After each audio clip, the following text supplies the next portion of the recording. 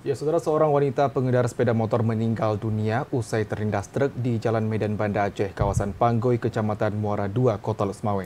Kecelakaan maut itu diduga terjadi akibat pengendara tersebut tergelincir usai menghindari jalan berlubang.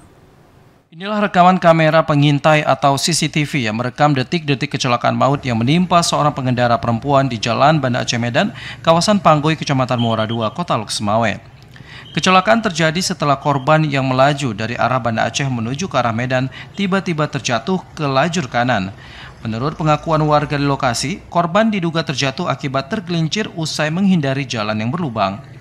Naas setelah terjatuh, perempuan parubaya asal Pusong Lama, Kecamatan Banda Sakti, Kota Lusmawe itu kemudian terlindas truk besar yang sedang melaju dari arah yang sama. Korban sempat terseret dan meninggal dunia dengan kondisi yang mengenaskan.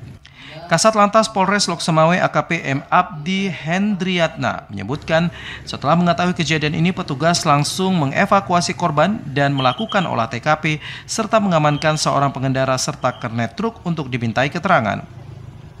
Dari hasil pemeriksaan sementara, pengendara truk tersebut yakni Kamarudin berusia 24 tahun, warga desa Tapian Nauli, Kecamatan Ulu Barumun, Padang Lawas. Kamarudin merupakan sopir pengganti, bahkan yang lebih parahnya lagi, dirinya tidak memiliki surat izin mengemudi.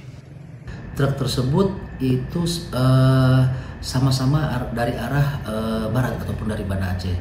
Jadi memang kemungkinan besar ataupun berdasarkan keterangan saksi di TKP memang korban ataupun yang mengendarai kendaraan roda kedua tersebut memang awalnya mungkin ingin mendahului truk tersebut, namun dari jalur kiri ataupun dari arah kiri.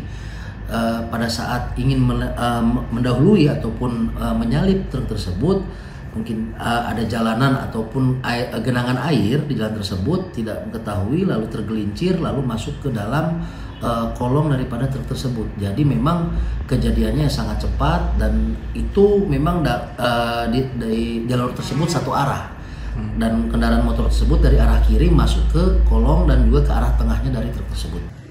Satuan Lalu Lintas Polres Lusmawe mengimbau para pengendara agar tertib berlalu lintas, menggunakan alat kelengkapan berkendara serta melengkapi surat-surat kendaraan. Sepanjang tahun 2024, Satlantas Polres Lusmawe mencatat korban meninggal dunia akibat kecelakaan lalu lintas mencapai 62 orang, luka berat 1 orang dan luka ringan 361 orang. Dari Lusmawe, Fajar Sidik, TVRI melaporkan.